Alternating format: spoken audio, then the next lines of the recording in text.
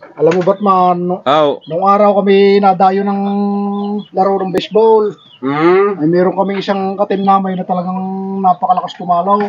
Napakalakas pumalaw nung yung katim na yun. Oo, kami di, marami kaming na dadayo mga bansayang Australia, Japan, mga Singapore na yan, ay talagang walang magawa sa awit dahil yung isa namin kasama ay talagang napakabilis pumalaw.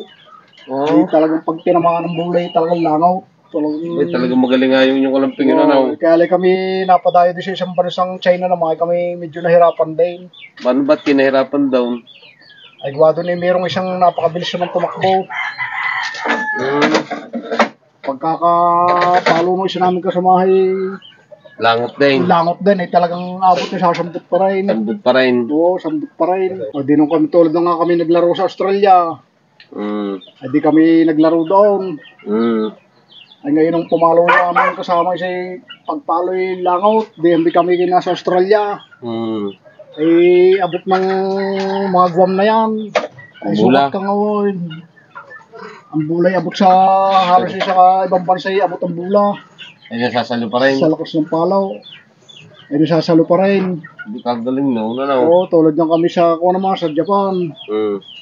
Hindi pagpalo din kay langot din. Abot sa Qatar na yan, parting Saudi, sa desierto yung bulay. Malakas pumalo talagang ay nasasalo pa rin? Nasasalo pa rin. Kakuya talagang kalupit nung yun. Magaling din nakakalabang ngayon. Final nga kami sa China. Sabi ko sa final. Binulungan ko yung aking kasama. Sabi ko yung magaling pa yung gawin yung palo, yung pasibak naman gaya yung pailalim. Pailalim. Parang tama ng bulay palalim. Palalim ang bula. Yun ang nangyari. Hindi nung isisinit ng gayit. Init siya. Hindi yung ginawa kang palo pasibak naman gaya pa. Pailalim. Talagang kami ilang home run ang ikot namin. Hindi pa rin yung in-check 3 araw na nag-uhukay pa rin ng bula. Ay,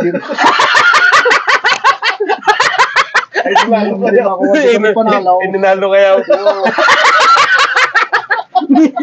Iba si Bakbalo kasi 3 araw pala nag-uhukay pa para makuha yung bula.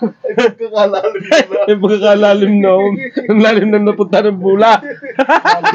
Binaw na ng bula.